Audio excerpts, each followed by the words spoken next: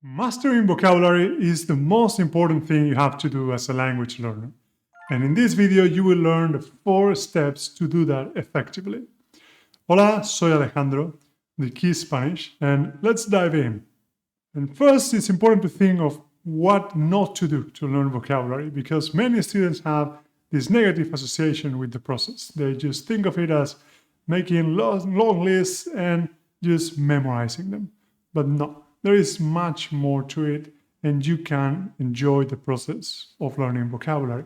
And you do that, as we said, in 4 steps. You first need to discover it. That is, where do you find the vocabulary you need to learn? What are the best places to do that?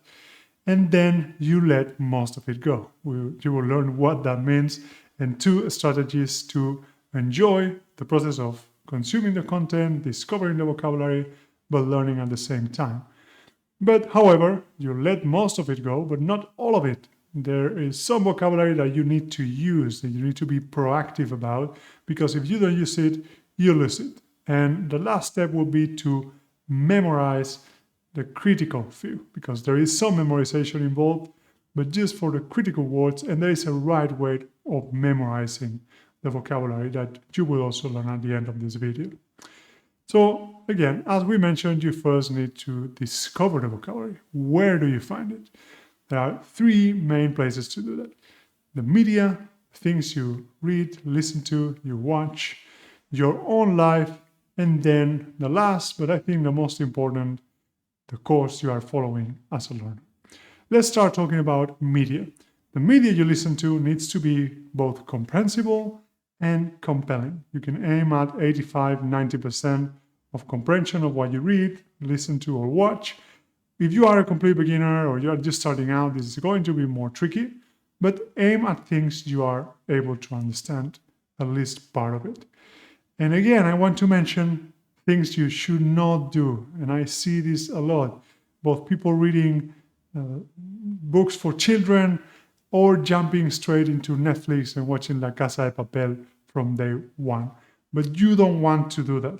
I'm going to gather some enemies by saying this, but first, books for children are generally read by parents, and they can be more complicated than it seems. They use advanced vocabulary or not very high frequency vocabulary, as well as more advanced grammatical structures.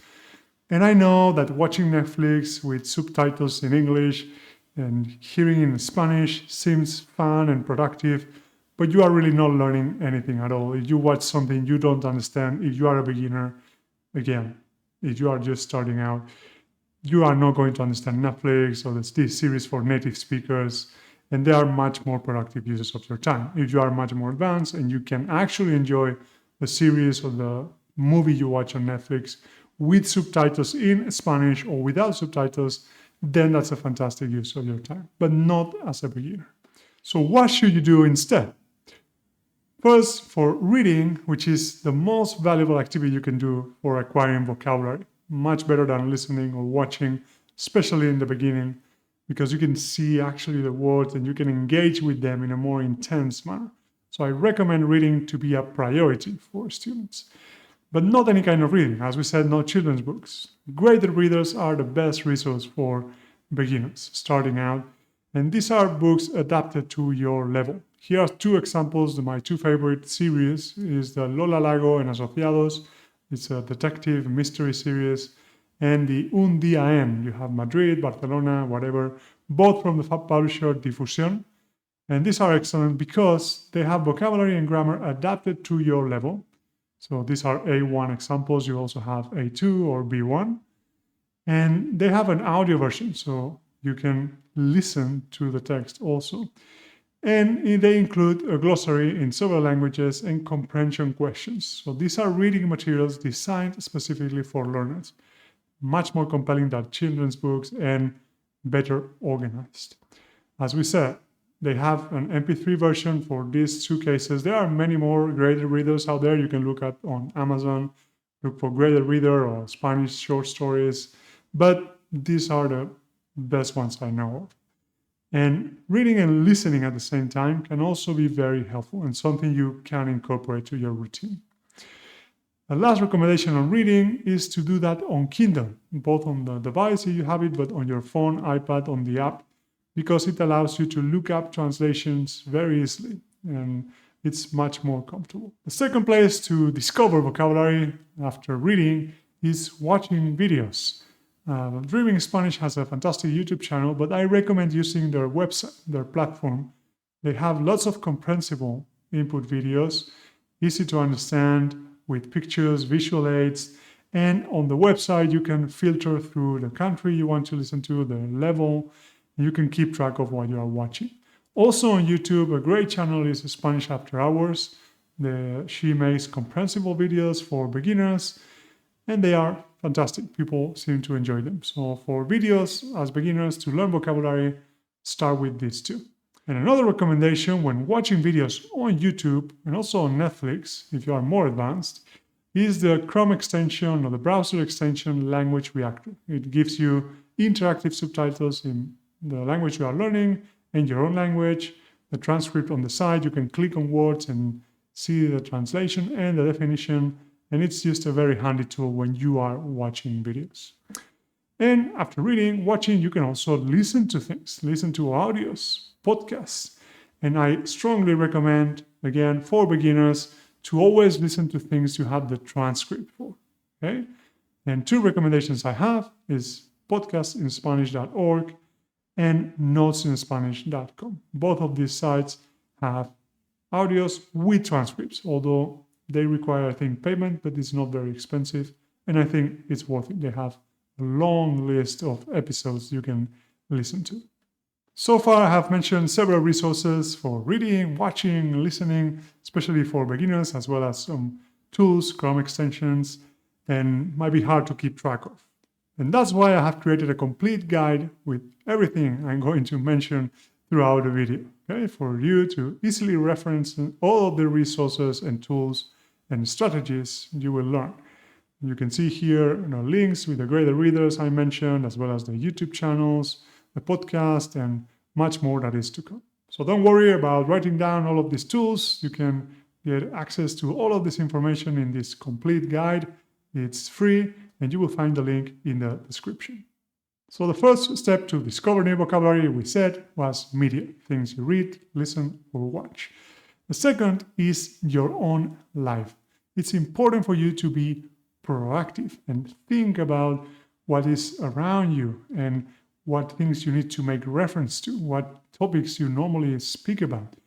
Be very mindful about that and try to think of how would you say that in Spanish. A couple of things that might work is just narrating your life. Like, I am now at my desktop working on something, right? How do I say at my desk, sorry. How do I say desk in Spanish? Oh, escritorio, right? And now you go to prepare some oatmeal or an omelette. Okay, how do you say to cook? How do I say this omelette in Spanish? Or when you're walking down the street and you see something, can I say that in Spanish? So just be mindful, be proactive. Another thing I like to do when learning a language is, for example, to write down every day 3 things you are grateful for or the 3 things you enjoyed during the day in Spanish or in the language you are learning. And with that practice, it's important to get into the habit of capturing stuff, right? As we said, if you are in the street and you see something or you are in a conversation and something comes to mind that you would like to know how to say in Spanish, but now you cannot think of it, just capture it in English, have a list, and then you can check on those words later on. Google Keep is a fantastic note-taking app. You can do that on audio and writing down easily. Do it from the home screen, so it's very handy, but you can use the Notes app on your phone, whatever. But get into the habit of capturing words you want to say. You write them down in English, and then you check the Spanish afterwards. And one last strategy around discovering vocabulary in your life that I find very interesting, I have not done myself, but a friend of mine told me about it, is that she has post-its in her house around things she wants to learn, right? So you can stick to tissue, the word pañuelo, or to anything you see around your house, you put some post-its on it. That might be extreme for some, but I found it quite interesting. So if you're up to it, it's another way of incorporating vocabulary into your life in a very tangible way. So far, we have talked about discovering new vocabulary in media and in your own life. And now let's take a look at the third way of doing that. And that is getting vocabulary from the course you are following. I tell all of my students, and I strongly recommend that you do that too, you follow a course when you are starting out because it will provide you with a clear structure. It will provide you with vocabulary around certain topics. And if it's a well-designed course, it will also give you things to do with that vocabulary in what we call the project-based approach. So for example, in our course for complete beginners, you can see this, well, it's too small, but the idea is that you have a curriculum and every unit has some sort of goal, right, of communication task that you need to perform. And around that goal, then you have the vocabulary you need to learn. Let me give you a more clear example. The first unit, the goal is very simple because, again, it's a course for beginners. You just need to introduce yourself to another student, presentarte a otro estudiante. That is our goal. And you need to be able to introduce yourself and exchange some basic information, personal information, like your name, nationality. Explain why you are learning Spanish and talk about the things you are interested about regarding the Spanish culture. And lastly, to share what you are doing to learn Spanish. What is your language learning routine like? Then, once you have that goal in mind of introducing yourself to another student, you can feed the pieces together of the lessons you do and the vocabulary you are learning. For example, one of the things you want to do when introducing yourself to another student in a language school is to share your language learning routine. So now, when you have here the vocabulary around learning a language, now it has a purpose. And also with a course, not just our course, but most courses, you will have a text that introduces that vocabulary in context. For example, here we share how John is learning Spanish. What is he doing to learn Spanish? And you can see vocabulary like aprender, o tener una lección, to have a lesson, or hacer una pregunta al profesor, to ask a question to the teacher, as well as to listen to podcasts, escuchar podcasts, or leer un libro, to read a book. Now the vocabulary is contextualized and it has a purpose. And the same with audios. We have here an audio where Luis is sharing how he and his family are all learning English. And for example, we have the transcript here for that audio, and you will hear again in context more vocabulary, like ¿estudias gramática? Para mí la gramática es difícil. Yo escucho la radio, o aprender vocabulario, to learn vocabulary. So again, you are seeing everything in context. After discussing how you can discover vocabulary, remember through media, your life, or a language learning course, either online or in a language school or with a book, but any kind of course that provides a structure and a goal of using the vocabulary you are learning for something. But after doing all of that, discovering the vocabulary, you are ready for the next step. And that is to let most of it go. To exemplify this, think that you are in a language school, you are signed up for a Spanish course, and you meet a group of new people. So that is new faces and new names. But you wouldn't make a chart or a list and memorize their names, right? You will naturally learn them by interacting with the people one day after the other in several occasions, several contexts. And that's the same with vocabulary. You learn it by interacting with them in a natural way, just with time, by seeing the words several times in different contexts. Research suggests that you need to see a word in 6 to 8 different contexts, different times, in order to acquire it. But again, that's the mindset you need to have. Don't make charts and words for all of it. Most of it will come naturally.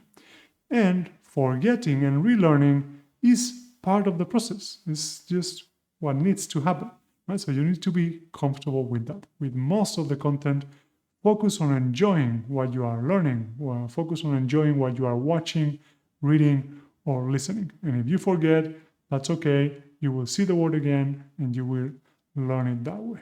It is, however, useful to acquire some skills when reading or interacting with content. And that is to first be able to infer the meaning of the things you don't know and to be comfortable just getting the gist of it. First is becoming a detective, right? By inferring the meaning, we mean that when you don't know a word, you can use the clues surrounding the text or other strategies to try to guess in some way what does the word mean. So imagine you have this text. John habla con Joseph, su compañero de clase. Estudian juntos y hacen ejercicios. Right? So you know maybe the word estudiar and several of them, but not juntos. What does juntos mean? Well, you can look at first that John habla con Joseph. You can understand that, I'm quite sure. You know that someone is speaking with another person, so there is something there. And you know the verb estudiar in the form estudian is ellos, so it's referring to two people doing something. Right?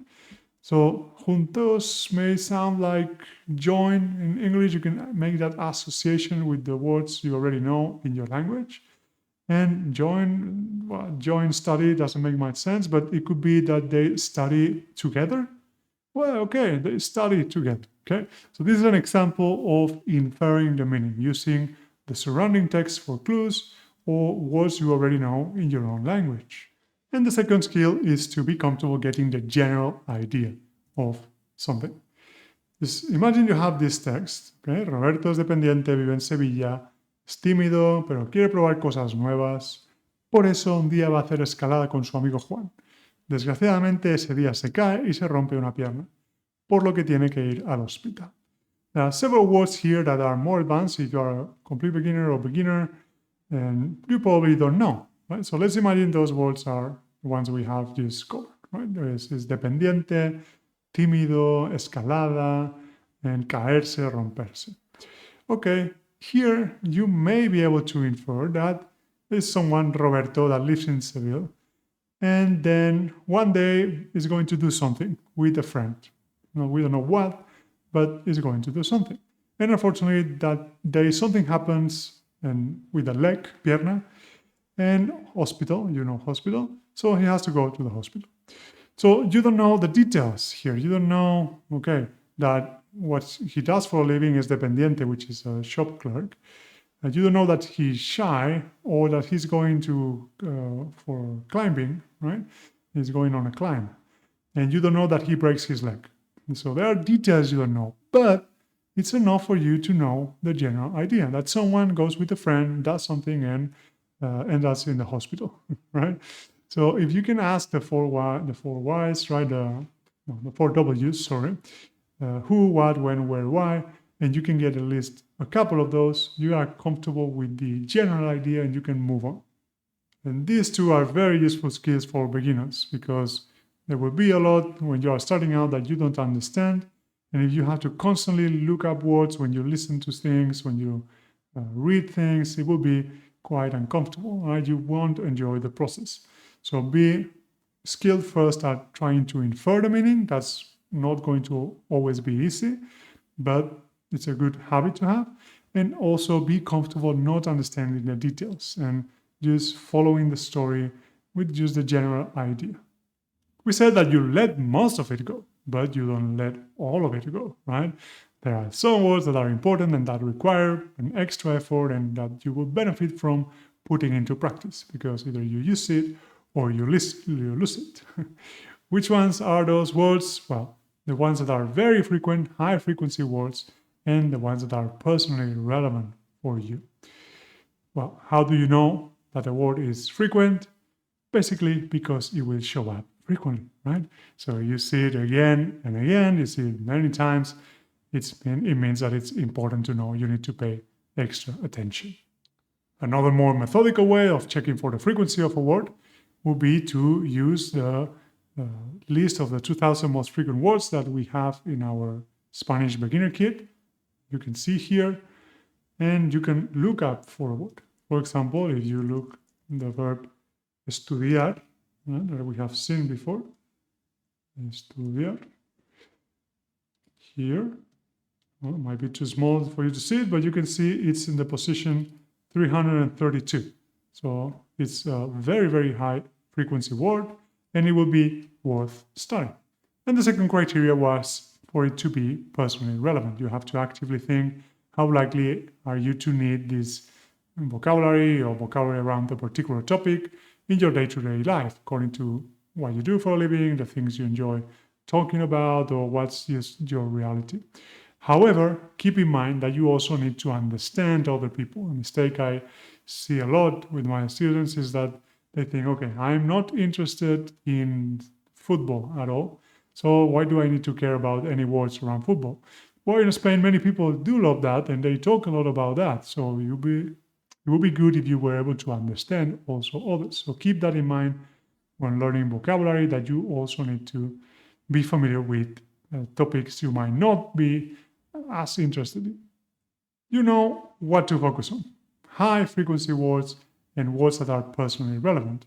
Now, the question is, how do you make use of them? Well, we're going to cover 3 ways. The first one will be to write short sentences with the words. Then you can write a short essay. And lastly, practice them in conversation. As you can see, they are presented in increasing level of difficulty. Let's start with the first one, writing short sentences. So you can either start with the sentence from the content that you find the word you are trying to learn, or find a simpler example. So we said that John habla con Joseph, su compañero de clase, estudian juntos y hacen ejercicios. Before we discussed the word juntos, but let's imagine that the word you want to focus on is estudiar. Right? You are not familiar with this and you want to practice this verb. So you can use this sentence, but for example, in this case, it's quite a long one. It's a bit tedious. It's not the best sentence. So that's why you have the second option, which is to find a more simple example. And I recommend this website, Tatoeva. Let's take a look. It's a fantastic resource because you can look up for the word and ask for the translation in a particular language, but you can also filter the length of the sentence. So you can say, I want sentences just between 3 and 8 words, and these are sentences written by native speakers. So that's fantastic. And you can ask to have an audio, right? You can require that the sentence has an audio version. So you can see, puedes estudiar aquí, voy a estudiar, nosotros estudiamos música, él estudia chino. Also, if you see here, it's using the word estudiantes, which is not to study, it's students. If you want to avoid that and just see examples of the word you are looking for, you put an equal sign before the word you are searching, and it will give you just estudiar. But with verbs, I recommend using the infinitive so you can look at many other examples of the verbs also conjugate. Okay, so once you have your sentence, for example, a sentence like él estudia chino, what do you do with that? Well, you modify it. You practice by changing things as subject, the object, the adjective, the tense. What does this all mean? No worries, here are some examples. So, for example, you have the sentence estudio español, I study Spanish. So you can try to change the subject of it. You can say, okay, estudiamos español, or estudias español. You can have the sentence aprendo español and change the object of it. Instead of saying aprendo español, can you say aprendo inglés or aprendo gramática, aprendo música? You can also change the adjective. La gramática es difícil. Can you try to say la gramática es the opposite? Es fácil. La gramática es divertida. Or la gramática es, what's the opposite of divertida? Let's see if you can tell me in the comments. One who gives me the right answer of la gramática es divertida, the opposite, gets my recognition, right? So tell me in the comments, how would you write the opposite of la gramática es divertida? And lastly, if you are more advanced, again, if you are a beginner, you probably won't be able to do this, but you can change the tense of a sentence. So voy al gimnasio in the present, iré en el futuro, I will go to the gym, fui al gimnasio en el pasado. So the point here is for you to practice with these words you are learning in different ways, right? By getting a simple sentence and then just changing elements of it so you can practice the word in different contexts. And it's a much more proactive approach, but it's really effective. And also, if you are going to write short sentences, it will be good to know if they are correct. And here is a pro tip. Use ChatGPT to correct the short sentences you are writing. And I designed a prompt that works quite well. Not all the time, because ChatGPT can be tricky sometimes. It doesn't give perfect answers. But this one could work quite well. You are saying, I'm a beginner learning Spanish, so it's important to stay your level. I'm going to write some short sentences. Reply with my full sentence with only the mistake struck through, followed by the correct sentence and an explanation. Yeah, let's see. It doesn't always work, but and this is a good example of why ChatGPT is not always the best. So it's really the sentence is correct, but he's suggesting an alternative and striking through difícil as a mistake, but he's saying that is correct. So, well, okay, it's good enough. But let's imagine you want to say las gramáticas or las gramáticas son difíciles. Las gramáticas son difíciles. It would be la gramática es difícil. And it tells you, okay, it's a singular noun, so you should use a singular form, etc. So for short sentences, it could be quite handy to get some corrections on basic mistakes, like gender agreement, or if you are not using the right word, ChatGPT can point you the mistake and provide some explanation. It's not perfect, you need to be careful with it, but it's a good way of getting some quick feedback. And if you want to use this exact prompt that I think works quite well, again, in our complete guide to master vocabulary that you can download for free, you have it here, the prompt, so you can quickly copy and paste. The second way of practicing is to write a short essay. So once you have gathered vocabulary around a particular topic, so once again, we are talking about language learning activities, so hablar con nativos, escuchar podcasts, leer libros, you may want to write something longer than a short sentence. And if you don't know what to write about, you can again use ChatGPT to get some beginner-friendly writing prompts, suggestions around a particular topic. And I recommend, if you are starting out, to keep things in the present tense, because otherwise it would suggest a lot of topics that are in the past, and that might get a bit more tricky. For example, if I ask about topics to help me practice my vocabulary around language learning activities, well, it's suggesting that I describe my daily routine to learn a language. What time do you start? There's favorite learning activities. You can talk about your challenges and the solution, your progress, the study environment. So quite helpful writing prompts. And you can again use ChatGPT to get feedback, corrections for your essay. But for longer texts, you might prefer to ask for native speakers' help. And you can do that with italki, LangCorrect are the two best places I know of. There are others maybe, but italki gives you the ability to write in a very large community. They also have prompts and questions you can use. And normally native speakers reply quite fast with corrections. And also a pro tip is on the italki app, you can share audio recordings so you can practice speaking too.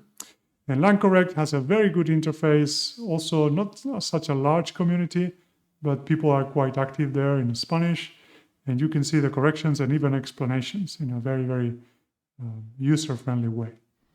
And the last way of using it or losing it, or putting the vocabulary you learn into practice, is to actually have a conversation about a topic. However, as a beginner, that might be tricky. So there are some steps you can take to make things easier. Is to first gather vocabulary around a particular topic you want to use. You want to prepare the questions in advance and have a cheat sheet, okay? One more time, you can ask ChatGPT to ask for some questions, suggestions that you can use in your conversation. And in the cheat sheet, you gather the vocabulary that you want to discuss, is the key sentences you can use during the conversation. And I also recommend to have a list of useful words to ask for clarification, to ask for help during your conversation. ¿Cómo se dice? ¿Qué significa? ¿Puedes repetir, por favor? Like, how do you say something? What does something mean? Can you repeat? And you can use LanguageTalk to find tutors, and you can book maybe a 30-minute lesson instead of just 1 hour. A tutor will be more helpful, will be trained to help you and correct your mistakes. Or you can also use Exchange Partner and just chat for 10 minutes. Whatever you choose to do, even writing short sentences, a longer essay, or to actually have a conversation, make sure you get into the habit of, for the high frequency, relevant words, putting them into practice somehow. And now let's jump into the last step, which is to memorize the critical field. We said that forgetting and relearning is part of the process, of course, but there are some critical words, some high frequency relevant words that we might benefit from remembering. And unfortunately, we forget a lot. There is something called the forgetting curve, that if you don't remind yourself of the information, you forget like 80% of it by, I think, in less than a month. So you need to be a bit proactive about remembering stuff. And to do that, you do with flashcards. Flashcards for language learners are a great tool of remembering vocabulary, of memorizing it, and making it stick long term. However, I see a lot of bad flashcards, and this is an example of a bad one, right? You just want to learn the word for water, and you write water on one side and agua on one side and water in the other. This is a purely designed flashcard and it's not effective. What does a good flashcard look like? Well, this is a much better example. Why? Because it provides the word in context. It avoids translation by using images, which is not always possible, but when it's possible, it is much better. And it tests recall, not just recognition. That is, you need to produce the word. You are not shown the word agua on one side, and then you need to recognize that it is water in English. No, you need to produce the word. And for creating flashcards, there are two tools. The first one is Quizlet. The second one is Anki. Quizlet is much more user-friendly, it's simpler, and Anki is much more advanced. So if you are more sophisticated, you want to be more granular about the algorithm you use and the kind of flashcards you create, Anki is definitely the better choice. But if not, if you want to keep things simple, Quizlet is the place to start. And there are many others too. You can use Memrise and I think Brainscape. There are many others, but Quizlet and Anki would be two I recommend.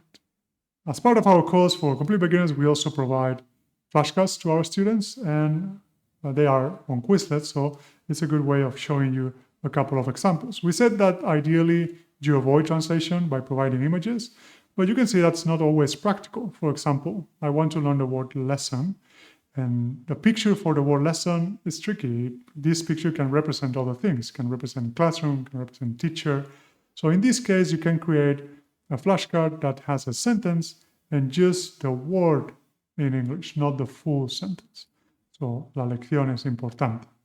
And on Quizlet, you can see that you can mark the word as you don't know it or you don't know it, right? Still learning, or I know it. Estamos en la unit 1, la unidad 1. Está en la página 8. And at the end, you can review just the ones that you are still learning. So there is some kind of spaced repetition there. However, I do recommend that as part of your learning process, you create your own flashcards, following these best practices of always in context, in a sentence, not just one word, trying to test recall instead of just recognition. So produce the word, not just recognize it. And if you can use an image and avoid translation, then that's fantastic. That's perfect. And those are the 4 steps. First, discover the vocabulary. Remember on your media, things you read, things you listen to, things you watch. In your own life, be proactive about it. Just ask yourself what's around you, what vocabulary do you need in your personal life, or in a course that provides a structure and provides especially something to do with the vocabulary. That's very important. Always think when you are learning words, what they allow you to do, what you can do with them. And let most of it go. Don't worry too much about writing down everything and stopping every 5 seconds to look up all the words you don't know. Just enjoy the process. Let things go and develop the skills of inferring the meaning of words and being comfortable getting the gist of it, getting the general idea of the story. However, there are some words that are more important, high-frequency words, personally relevant words that require more engagement, and that's where you can write short sentences, write an essay, or practice them in conversation. And lastly, for the critical field, get into the habit of memorizing them with high-quality flashcards. We have covered a lot, and remember that you have the link to our Master Vocabulary Complete Guide with everything we have discussed, all the links and the tools, the strategies, and everything in one place that's easy to reference for you. You will find the link to this complete guide in the description. It's, of course, completely free. And for those of you starting out with Spanish, consider checking our course here on YouTube, also completely free, with over 30 lessons, with vocabulary, grammar, and many, many more things. You will find the link also somewhere on the screen to that playlist. It's a very, very good place to start. So thank you so much. Soy Alejandro de KeySpanish y nos vemos en clase.